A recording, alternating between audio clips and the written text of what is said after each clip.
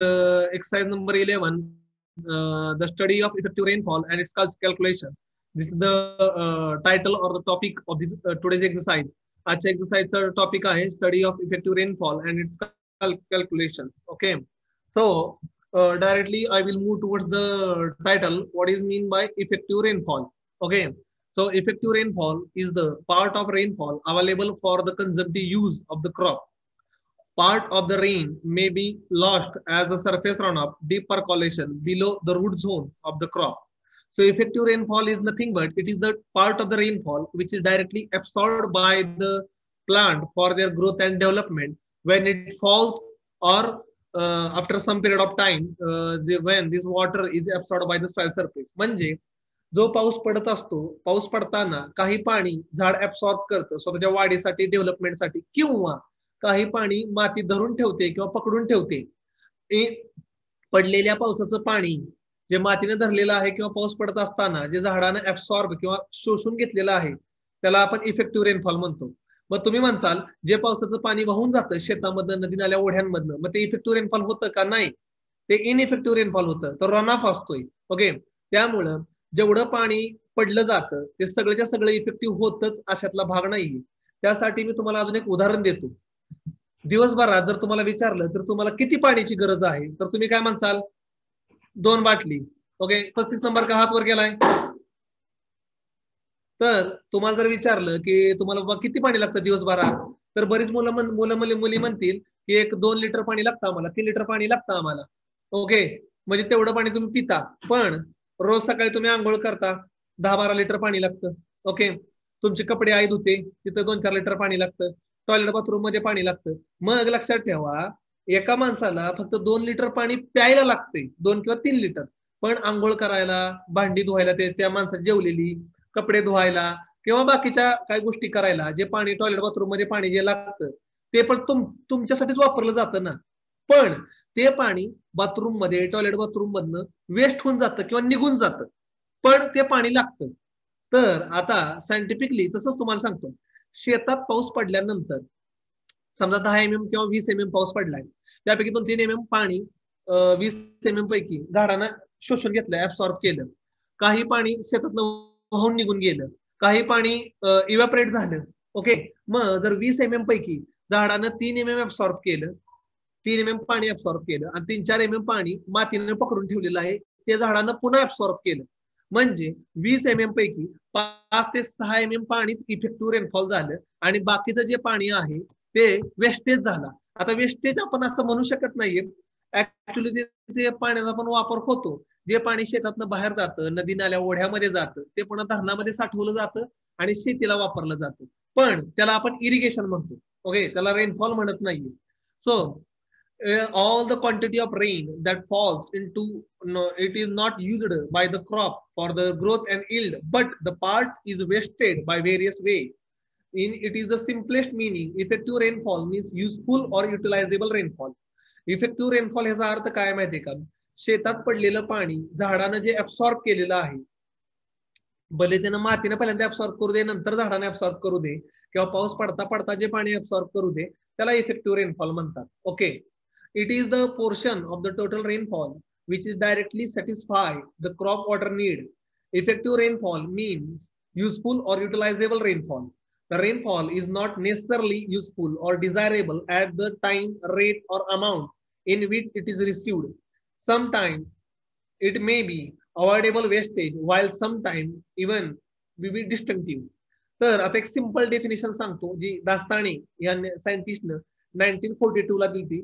It is the most popular definition. खूप popular आणि खूप सिंपल आणि इम्पॉर्टंट डेफिनेशन आहे. दास्तानींनी काय म्हणलं होतं? It is the annual or seasonal effective rainfall, that is the part of the total annual or seasonal rainfall which is useful directly or indirectly for the crop production, the site where it falls without pumping. म्हणजे समजा total rainfall आहे एका दिवसाचा 20 mm, त्यापैकी 4 mm झाडानं पाणी absorb केलं. Okay, बाकीचं पाणी वाहून गेलं किंवा इव्हॅपरेशन झालं, तर टोटल रेनफॉल जो किती होता 20 mm, त्यापैकी 4 mm पाणी झाडानं यूज केलं किंवा ऍब्सॉर्ब केलं, जे डायरेक्टली युजफुल झालं, त्याला इफेक्टिव्ह रेनफॉल म्हणायचा आणि बाकीचा इनइफेक्टिव्ह म्हणायचा. आता तुम्ही म्हणसाल जर विहिरीतलं पाणी आम्ही शेताला दिलं किंवा ओढ्यातलं पाणी आम्ही शेताला दिलं, ओढ्यातलं पण पावसाचंच पाणी साठलेलं असते ना ओढ्यामधलं तलावामधलं, त्याला इफेक्टिव्ह रेनफॉल म्हणायचं का नाही? ते इरिगेशन झालं. पावसाचं पाणी तुम्ही पाईपलाईननं, मोटरनं किंवा कॅनलमधनं तुमच्या शेतामध्ये आणलेलं आहे बाय आर्टिफिशियल मीन. हे शेवटचं वाक्य आहे बघा, where it falls without pumping. उचलून आणायचं नाही किंवा कुठनं मोटर लावून किंवा विहिरीतनं काढून आणायचं नाही. नॅचरली जे पावसाचं पाणी तुमच्या शेतामध्ये पडलेलं आहे तेच इफेक्टिव्ह रेनफॉल. किंवा दुसऱ्या बाहेरनं वाहून आलेलं पाणी जर तुमच्या शेतामध्ये साठलं त्याला पण इफेक्टिव्ह रेनफॉल म्हणत नाही, ते रन ऑफ वॉटर आहे. त्यामुळं तुमच्या शेतात पडलेलं पाणी त्यालाच म्हणायचं फक्त इफेक्टिव्ह रेनफॉल. त्यापैकी पण झाडानं किती ऍब्सॉर्ब केलेलं आहे. आता ineffective rainfall, it is the portion which is lost by the surface run off, unnecessary deep percolation, the moisture remain in the soil after the harvest of the crop, which is not useful to the second crop. आता बऱ्याच वेळा काय होतं, जे पाणी जमिनीमध्ये खोल मुरून निघून जातं किंवा ग्राउंड वॉटर रिचार्ज होतो किंवा क्रॉपचं हार्वेस्टिंग झालेलं आहे आणि शेतामध्ये पाऊस पडलेला आहे, त्याचा काय उपयोग होणार आहे? ते तर क्रॉप हार्वेस्टिंग होऊन गेलं, त्यामुळे त्याचा क्रॉप झाडाला काय उपयोगच होणार नाही पाण्याचा. When a rainfall is of high intensity, only a portion of rainfall can enter the soil and stored into the root zone. ज्या वेळेस मोठ्या प्रमाणामध्ये जास्त पाऊस पडतो, म्हणजे एका दिवसात 40 mm, 50 mm, 60 mm, यापैकी बरंच पाणी हे वायात जातं, त्याचा काहीच उपयोग होत नाही क्रॉपच्या ग्रोथ आणि डेव्हलपमेंटसाठी. मॅक्सिमम त्याचा जो होतो तो रन ऑफ होतो.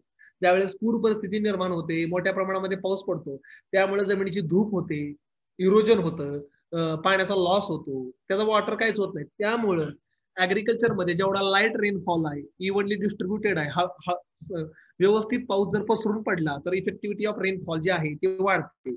In a case of light rains or low intensity, depending upon the amount of moisture already present in the root zone of the crop, even an entire rain may be effective rainfall. समजा एखाद्या दिवशी 5-6 mm पाऊस पडला आणि जेवढा 5-6 mm पाऊस पडलाय सगळ्याच्या सगळा प्लांटने ऍब्सॉर्ब करून टाकला, तर जवळपास सगळ्याच्या सगळा पाऊस, ओके, म्हणजे 90-95% पाऊस जो आहे तो सगळ्याच्या सगळा इफेक्टिव्ह रेनफॉल होऊन जाणार आहे.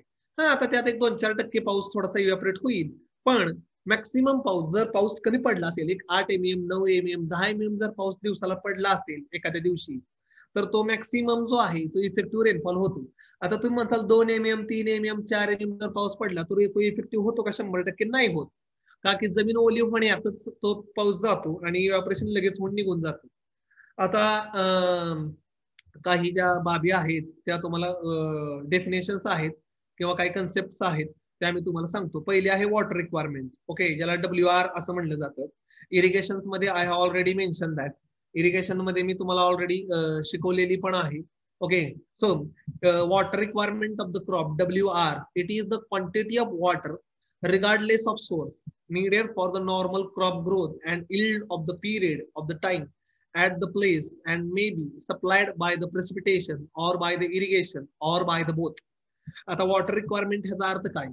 झाडाला जेवढी पाण्याची गरज असते क्रॉपला किंवा फील्ड मध्ये क्रॉप लावण्याच्या अगोदर, त्याला सगळ्याला वॉटर रिक्वायरमेंट म्हणतात. झाडाच्या पाण्याची गरज ती तुम्ही पावसामधनं भागू दे नाहीतर इरिगेशन देऊन भागू दे, काही फरक पडत नाही. Okay, so water requirement include the losses due to the evapotranspiration, ET ज्याला म्हणलं जातं, आणि CU ज्याला consumptive use म्हणलं जातं. आता सगळ्याला माहिती झाडाला 1%च consumptive use असते आणि 99% evapotranspiration losses असतात. Plus the losses during the application of irrigation water in the field, unavoidable losses, percolation, seepage, runoff. आता काही लॉसेस तुम्ही अवॉइड करू शकता किंवा पाऊस पडताना काही पर्कॉलेशन होणार, काही सीपेज होणार, काही रन ऑफ होणार, सगळं पकडायचं वॉटर रिक्वायरमेंट मध्ये टोटल. कारण की ते क्रॉप घेण्यासाठी ते जे आहे पाणी तुम्हाला द्यावं लागतं किंवा वापरावं लागतं. आता बऱ्याच वेळा आपण ट्रान्सप्लांटिंग साठी भाताच्या पडलिंग करतो ऑपरेशन किंवा ढेकळं फुटावीत म्हणून पाणी सोडतो शेतामध्ये, त्याला पण ते पण इन्क्लूड केलं जातं. So water requirement of the crop, WR, is equal to CU, consumptive use, म्हणजे जे पाणी प्लांट ऍब्सॉर्ब करतं आणि मेटाबॉलिक ऍक्टिव्हिटीज साठी यूज केलं जातं. ऍप्लिकेशन लॉसेस म्हणजे पाणी शेतामध्ये येताना पाईपलाईन लिकेज असते, पाटामध्ये वेस्टेज होतं किंवा जमिनीमध्ये मुरतं. Water needed for special operations. Water needed for special operations म्हणजे काय सांगितलं तुम्हाला मी, पडलिंग करताना जमिनीची चिखलणी करताना ते पाणी लागतं. Water requirement is therefore a demand and supply would consist of contribution from the irrigation water IR, effective rainfall and soil profile contribution, including that shallow water table. Okay.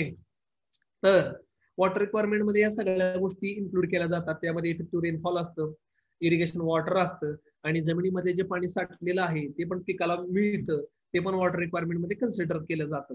तर वॉटर रिक्वायरमेंटची जर shortcut मध्ये definition पाहिजे असेल simple मध्ये, तर IR irrigation water, ER effective rainfall, आणि जे पाणी जमिनीमध्ये साठलेलं आहे किंवा मुरलेलं आहे ते पण झाडाला मिळतं, त्याला S म्हणलं जातं, shallow water table. Okay.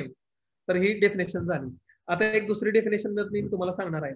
Under the field condition it is difficult to determine the evaporation and transpiration separately, they are estimated together as ET. तर शेतामध्ये इव्हापोरेशन सेपरेट आणि ट्रान्सपिरेशन सेपरेट कॅल्क्युलेट करणं खूप डिफिकल्ट आहे, म्हणून त्या दोन्हीला ET म्हणजे कॉमन मध्येच मोजलं जातं. Irrigation water requirement minus effective rainfall plus ground water contribution. आता इरिगेशन रिक्वायरमेंट, आता वॉटर रिक्वायरमेंट ही वेगळी आली आणि इरिगेशन रिक्वायरमेंट ही वेगळी आली. इरिगेशन रिक्वायरमेंट म्हणजे काय, जे पाणी तुम्ही नदी नाल्या ओढ्यामधनं पंप लावून किंवा मोटर लावून शेताला देता त्याला इरिगेशन रिक्वायरमेंट म्हणतात. त्याच्यामध्ये पाऊस पकडला जात नाही, त्याच्यामध्ये जमिनीमध्ये मुरलेलं पावसाचं पाणी ते पण पकडलं जात नाही. ओके. तर इरिगेशन रिक्वायरमेंटचे डेफिनेशन काय आहे, irrigation requirement is equal to WR water requirement minus in bracket effective rainfall plus soil, S म्हणजे ग्राउंड वॉटर कॉन्ट्रीब्युशन. ठीक आहे. तर तुम्हाला बऱ्यापैकी फरक कळला असेल. ओके. आता काही विद्यार्थी लेट जॉईन झाले असतील, त्यांच्यासाठी 2 बाबी इफेक्टिव्ह रेनफॉल हे आपलं प्रॅक्टिकल नंबर 11 चालू आहे आणि हे आपलं शेवटचं प्रॅक्टिकल आहे रेनफीड ऍग्रिकल्चरचं. ते शिकवलं की सिलेबस आपला प्रॅक्टिकलचा संपून जातोय. तर इफेक्टिव्ह रेनफॉल म्हणजे काय एकदा रिव्हिजन करतो आणि पुन्हा हे फॅक्टर सांगतो. हे छोटं प्रॅक्टिकल आहे. तर इफेक्टिव्ह रेनफॉल म्हणजे काय, टोटल क्वांटिटी ऑफ रेनफॉल मधलं it is the amount or rainfall from the total quantity of rainfall which is directly utilized or used by the plant. पडलेल्या पावसापैकी किती पावसाचं पाणी प्लांटने किंवा झाडाने स्वतःच्या वाढीसाठी, ग्रोथसाठी आणि डेव्हलपमेंटसाठी डायरेक्टली ऍब्सॉर्ब केलेलं आहे, ह्याला म्हणायचं इफेक्टिव्ह रेनफॉल. ओके. ठीक आहे. ओके.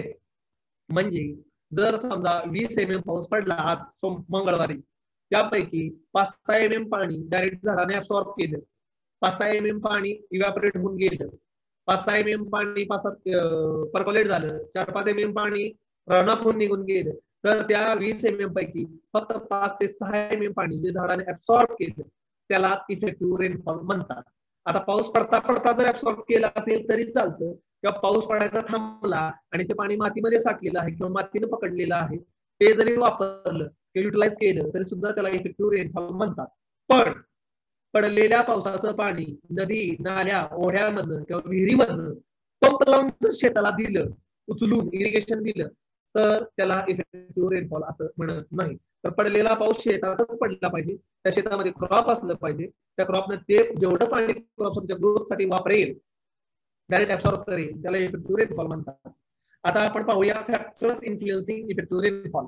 तर रेनफॉल कॅरेक्टरिस्टिक्स, हाय इंटेन्सिटी रेनफॉल, जर एकदम जर एका दिवशी 50 mm 60 mm जर पाऊस पडला तर लेस इफेक्टिव्ह रेनफॉल, कारण की बऱ्यापैकी पाणी लॉसच होणार, रन ऑफ लॉसेस होणार. मोर ड्युरेशन ऑफ रेनफॉल, जर पाऊस जास्त ड्युरेशन मध्ये पडत गेला, म्हणजे रोज थोडा थोडा 10 mm 20 mm 10 mm 20 mm 30 mm असं जर पसरत पडत गेला कंटिन्युअसली, तरी सुद्धा लेस इफेक्टिव्ह होतो. कारण की काय होतं, आज पाणी झाडाने ऍब्सॉर्ब केलं, उद्या पाऊस पडला तर उद्या नाही ऍब्सॉर्ब करणार, की गरज भागलेली आहे 2-3 दिवसासाठीची. वेल डिस्ट्रीब्युटेड रेनफॉल हा सगळ्यात मस्त आहे. समजा सोमवारी एक 7-8 mm पाऊस पडलाय, पुढे शुक्रवारी एक 7-8 mm पाऊस पडलाय, नंतर पुढच्या आठवड्यामध्ये बुधवारी एक 7-8 mm पाऊस पडलाय. असा जर पाऊस पसरून पडला आठवड्यातनं एकदा 2दा 3दा आणि थोडा थोडा 7 mm 8 mm 10 mm, तर तो सगळ्यात जास्त इफेक्टिव्ह होतो. कारण की झाडाला जशी गरज आहे तसे ते पाणी मिळत जातं. आणि कमी पाऊस 10 mm 12 mm असा पडला पाहिजे, ना की एका दिवशी 70 mm 80 mm आणि पुन्हा 15-15 दिवस पाऊसच नाही. greater quantity as well as the intensity of rainfall normally reduces the effective fraction, increases and lessening the infiltration. तर वेगानं पडलेला पाऊस, जास्त पडलेला पाऊस जमिनीमध्ये मुरतो किंवा जमिनीमध्ये वाहून निघून जातो, त्यामुळे इफेक्टिव्हिटी कमी होतो. A well distributed rainfall in a frequent light shower is more conducive to the crop growth than the heavy ones. तर in India, an intensity, frequency, and amount of rainfall are higher during July and August, and hence effective fraction of rainfall is very low. भारतामध्ये आपल्याकडे काय problem आहे माहितीये का? आपल्याकडे तुम्ही meteorological data तुम्हाला मी काल शिकवला, 2 ते 3 दिवसात, प्रत्येक महिन्याच्या 2 ते 3 दिवसामध्ये कधी 20-40 एमएम, कधी 50 एमएम, कधी 70 एमएम, कधी 80 एमएम असा पाऊस पडलाय. आणि म्हणजे एका महिन्याचा ऍव्हरेज तुम्हाला मी कालच सांगितलेलं आहे. जर जुलैमध्ये 150 एमएम सोडलं तर प्रत्येक जून, जुलै, ऑगस्ट, सप्टेंबर, ऑक्टोबर प्रत्येक महिन्यात 200, 250, 200, 250 एवढा एमएम एवढा पाऊस पडला आपल्या कॉलेजमध्ये. आणि त्यापैकी प्रत्येक महिन्याच्या 3 ते 4 दिवसांमध्येच 150 एमएम पाऊस पडलेला आहे किंवा त्यापेक्षा जास्त. म्हणजे ह्याला आपल्याकडं पाऊस जो आहे तो वेल डिस्ट्रीब्युटेड किंवा युनिफॉर्म पडत नाही. From November to April, however, most of the rainfall is effective due to the low intensity and frequency and amount. November महिन्यापासून एप्रिल महिन्यापर्यंत सगळ्यात जास्त पाऊस इफेक्टिव्ह असतो, कारण की कमी पडतो आणि डिस्ट्रीब्यूट होतो. It is assumed that in India, 70% of the average rainfall counts as seasonal rainfall to be effective in arid and semi-arid region, while 50% is considered as effective in humid region. आपल्या देशामध्ये जो आहे राजस्थान, कच्छ किंवा दुष्काळी भाग जो आहे त्या भागामध्ये पडलेला 70% पाऊस इफेक्टिव्ह असतो, त्याला अरिड आणि सेमी अरिड रिजन म्हणतात, काल शिकवलंय. आणि कोकण किंवा साऊथ इंडिया जिथं भरपूर पाऊस पडतो तिथं पडलेल्या पावसापैकी जवळपास फक्त 50% पाऊस हा इफेक्टिव्ह रेनफॉल असतो. आता लँड स्लोप पण इफेक्ट करतं इफेक्टिव्हिटी मध्ये. जर जमीन लेवल्ड असेल तर मोर इफेक्टिव्ह रेनफॉल. काय होणार, जमीन जर लेवल असेल तर पाणी शेतामध्ये चांगलं साठणार आणि हळूहळू मुरणार, म्हणजे जास्त टाइम भेटणार क्रॉपला ते ऍब्सॉर्ब करण्यासाठी. जर लँड स्लोपी असेल, जर उताराची जमीन असेल तर less effective rainfall and more run off, effectivity कमी होणार आणि पाऊस जे आहे पावसाचं पाणी ते वाहून जाणार जास्त प्रमाणामध्ये किंवा मोठ्या प्रमाणामध्ये.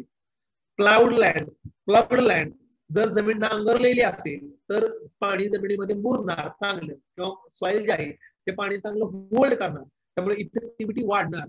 जर व्हेजिटेटिव्ह कव्हर असेल so less run off and more इफेक्टिव्हिटी.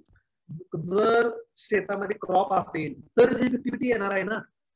शेतामध्ये क्रॉपच नसेल तर ते पाऊस इफेक्टिव्ह रेनफॉल म्हणूच शकत नाही तुम्ही, कारण की ऍब्सॉर्ब पण करणार. ग्राउंडवर पडलेला पाऊस सगळ्यात सगळा इफेक्टिव्ह, कारण ग्राउंड मध्ये कुठलं क्रॉपच नाहीये. काय त्या पाण्याचा उपयोग आहे ग्राउंडवर, सगळं वाहूनच जाणार. आणि जरी सॉइल पकडलं ग्राउंडच्या तर तिथं क्रॉप नाही, ते युटिलाइज पण होणारच नाही. The slope of the land has a pronounced influence on the time availability for the rain water to infiltrate into the soil. The slope of the land has a pronounced influence, जमिनीला जेवढा उतार जास्त तेवढा runoff जास्त. Water stay longer on a flat and levelled land and thus has a longer opportunity time than on a slopy land where there is a rapid runoff. Sloping, rolling, and undulating land thus reduces the infiltration and consequently effectivity of rainfall. Okay, तर रेनफॉलला जर जमीन उताराची असेल तर जमिनीमध्ये पाणी वाहून जाणार आणि मोठ्या प्रमाणामध्ये लॉस होणार आणि इफेक्टिव्हिटी कमी येणार. त्यानंतर फॅक्टर नंबर 3 जो आहे आपला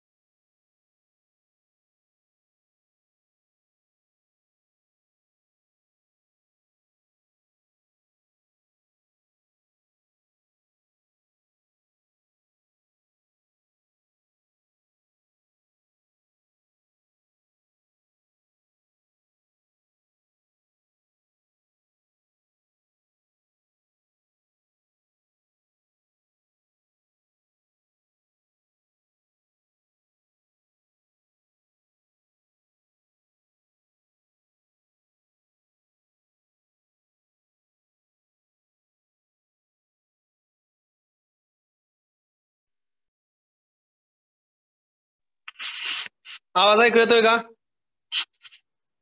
आवाज ऐकू येतोय का?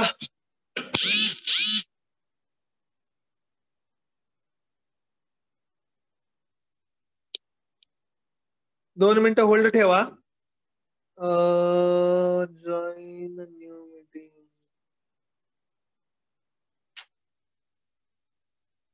काय त्रास आहे. आवाज ऐकू येतोय का? मेसेज करा. येतोय. ओके, ठीक आहे. तर इथून पुढे मी आता मोबाईलवरच बोलणार आहे. नेटचं कनेक्शन गेलेलं आहे. शेवटच्या एक 2-3 स्लाइड आहेत, तेवढ्या स्लाइड शिकवतो. बऱ्यापैकी शिकून झालेल्याच आहेत त्या. शेवटच्या एक 2-3 स्लाइड आहेत, तेवढ्या मोबाईलवरच बोलतो. ओके, काय स्क्रीन दिसली काय आणि नाही दिसली काय, काय प्रॉब्लेम येण्याची आवश्यकता नाहीये तुम्हाला. ओके, ठीक आहे. तर इफेक्टिव्हिटी ऑफ रेनफॉल मध्ये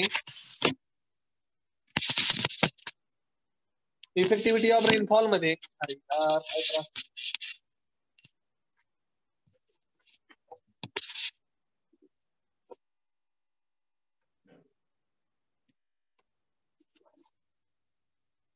ओके, तर कॅरेक्टरिस्टिक्स ऑफ द सॉइल हे पण खूप महत्वाचं असतंय किंवा इम्पॉर्टंट पॅरामीटर आहे. ओके, ठीक आहे. तर in characteristics of the soil, जमिनीमध्ये जेवढं इन्फिल्ट्रेशन रेट जेवढा चांगला असेल. ओके,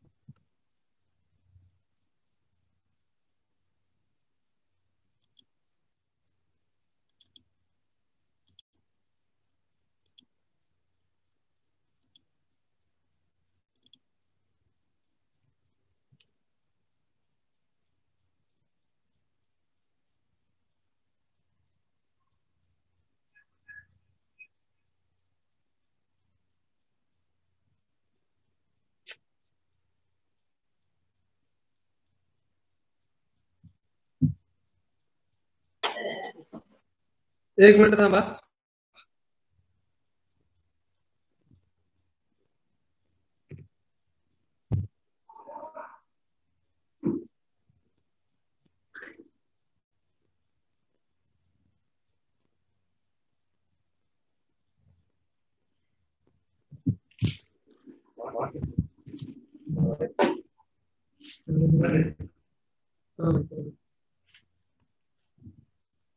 ओके, जाऊ दे.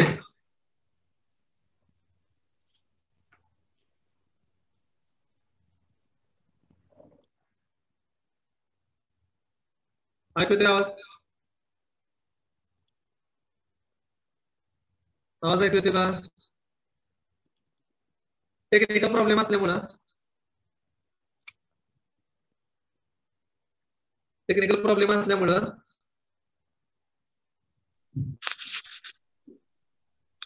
स्लाइड शेअर होत नाहीये, काय मला माहित नाही. ठीक आहे, तर मी बोलून टाकतो. 2 स्लाइड राहिल्यात फक्त आपल्या. Okay, okay.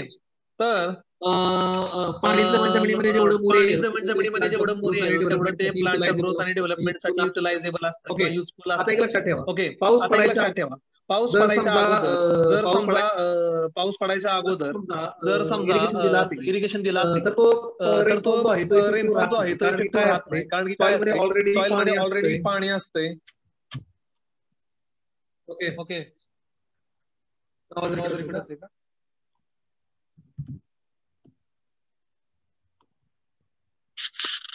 तर ओके, तर सॉइल मध्ये ऑलरेडी पाणी असते, त्याच्यामुळे आता येणार नाही. सॉइल मध्ये ऑलरेडी पाणी असल्यामुळं काही प्रॉब्लेम्स जे येतात, ठीक आहे, ते होऊन जातात. त्यामुळं जर पाऊस पडायच्या अगोदर जर इरिगेशन दिलं गेलं असेल, ठीक आहे, पाऊस पडायच्या अगोदर जर इरिगेशन दिलं गेलं असेल तर काही इफेक्टिव्हिटी ऑफ रेनफॉल कमी होते, कारण की ते जे पावसाचं पाणी आहे ते ऑलरेडी इरिगेशन दिलेलं पाणी असते, त्यामुळे शेतामध्ये पिकांना ऑलरेडी पाणी घेतलेलं असते. आणि त्याच्यानंतर जर समजा पाऊस पडला,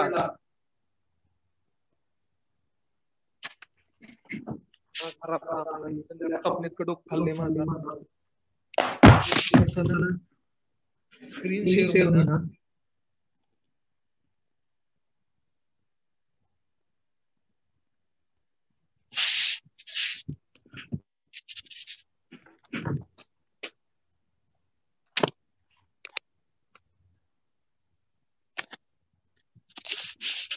ओके, हॅलो, आता आवाज ऐकू येतोय क्लिअर? तर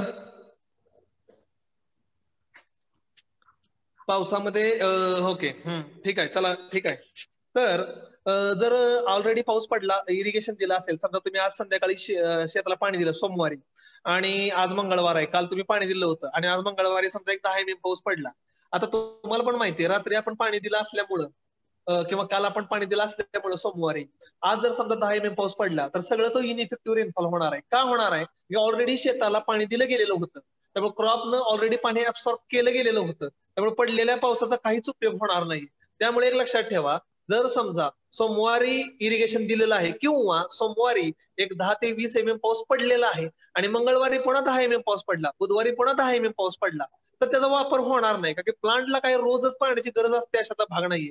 एकदा जर पाऊस पडला तर पाणी झाड ऍब्सॉर्ब करून घेतं, 2-3 दिवस सॉइल मधलं पाणी घेत राहतं थोडं. त्याच्यामुळे इफेक्टिव्ह रेनफॉल कधी जास्त होतो, जर आज पाऊस पडलाय 10 mm आणि पुन्हा 2-3 दिवस पाऊस नाही पडला, सॉइल मध्ये मॉइश्चर आहे थोडं, तर ते प्लांट ऍब्सॉर्ब करते. तर अशा पद्धतीने सुद्धा इफेक्टिव्हिटी जी असते ती डिपेंड असते. ओके, त्याच्यानंतर क्रॉपची स्टेज, ग्रोथची स्टेज कोणती आहे? समजा जर क्रॉपचं सोईंग झालेलं आहे, पेरलंय क्रॉप, उगवून नाही आलेलं, आणि जर पाऊस पडला तर काय उपयोग होणार आहे? का की झाडाला मुळच नाहीत पाणी ऍब्सॉर्ब करण्यासाठी, त्यामुळे जी इफेक्टिव्हिटी राहणारच नाहीये. किंवा तुमचं जर क्रॉप जे आहे ते हार्वेस्टिंगला आलेलं आहे, म्हणजे मॅच्युअर झालेलं आहे पूर्ण, आणि पाऊस पडला, काय उपयोग आहे? क्रॉपची लाईफ संपलेली आहे, पाऊस पडला तर झाड काय ऍब्सॉर्ब करणार नाही ते पाणी. त्यामुळं कोणती क्रॉपची स्टेज आहे त्याच्यावर सुद्धा इफेक्टिव्हिटी डिपेंड असते. झाडाची स्टेज जर उगवायच्या अगोदरची असेल, म्हणजे जस्ट सोईंग केले पाऊस पडला, तर ते पाणी झाडाला काही उपयोगी होणार नाही. हा, जर्मिनेशनसाठी थोडंसं मॉइश्चर लागतं, ते सोडून द्या, पण झाडाला मुळं ऍब्सॉर्ब करणार नाहीत ना ते पाणी. किंवा झाड तुमचं हार्वेस्टिंगला आलेलं आहे, ज्वारी तयार आहे पूर्ण किंवा बाजरी तयार आहे, कापायची आता 2 दिवसात, आणि पाऊस पडला तर ते इफेक्टिव्ह राहणार नाहीये. हा पण तेवढाच महत्वाचा किंवा इम्पॉर्टंट पॉइंट आहे. आता ग्राउंड वॉटर टेबल. ओके, जमिनीमध्ये ग्राउंड वॉटर टेबल, ओके, जर जास्त शालो असेल, ओके, ठीक आहे, किंवा जास्त वर असेल, तर काय होणार आहे? पाणी जमिनीमध्ये साठणार नाही आणि ते लगेच वाहून जाणार, रन ऑफ होणार. आणि जमिनीमध्ये जर ग्राउंड वॉटर लेवल जर थोडंसं टेबल थोडासा खाली असेल, तर पडलेल्या पावसाचं पाणी जमिनीमध्ये साठून राहणार. त्यामुळे ते जे पाणी साठलेलं आहे जमिनीमध्ये किंवा सॉइलने ऍब्सॉर्ब केलेलं आहे, ते प्लांटसाठी युजफुल होणार. आता जर तुम्ही बघितलं असेल मागच्या महिन्यामध्ये इतका पाऊस पडला भरपूर प्रमाणामध्ये, जमिनीमधनं रानामध्ये सगळं पाणी साठून राहिलं, म्हणजे जमिनीच्या वर तुम्हाला पाणी दिसत होतं. मग त्यानंतर जर पाऊस पडला तर ते थोडीच ते पाणी झाड घेणार आहे किंवा ऍब्सॉर्ब करणार आहे, ते पाणी वेस्टेजच झालं. किंवा बरीच पिकं, सोयाबीन असेल, भुईमुग असेल, किंवा ज्वारी बाजरी असलेल्या, किंवा कुठलं बटाटा असेल, ही पिकं सगळी काढायला आलती मागच्या महिन्यामध्ये. ओके, म्हणजे एक 15-20 दिवसापूर्वी, आणि त्यावेळेस भरपूर पाऊस पडत होता चक्रीवादळामुळे. काय उपयोग आहे त्या पावसाचा? पिकं तर काढायला आलेली होती आणि पाऊस पडत होता, उलट नुकसान झालं पिकांचं किंवा क्रॉपचं. ओके, त्यामुळे इफेक्टिव्हिटी जी असते ती क्रॉपची स्टेज कुठली आहे, ग्रोथची स्टेज कुठली आहे, ह्याच्यावर डिपेंड असते. ओके, त्याच्यानंतर मॅनेजमेंट प्रॅक्टिसेस. आता काल मी मागच्या आठवड्यामध्ये तुम्हाला मी वॉटरशेड शिकवलं.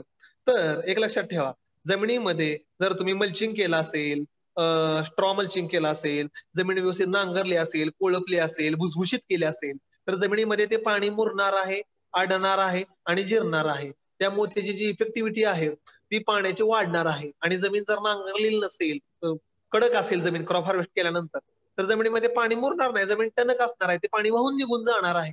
त्यामुळे इफेक्टिव्हिटी जी आहे ती कमी होणार आहे. त्यामुळे मॅनेजमेंट प्रॅक्टिसेस मध्ये बंडिंग असेल, कंपार्टमेंटल बंडिंग असेल किंवा मल्चिंग असेल, ह्याच्यामुळं पाण्याचं स्पीड कमी होऊन जमिनीत जर पाणी राहिलं तर इफेक्टिव्हिटी वाढते. ओके, ठीक आहे.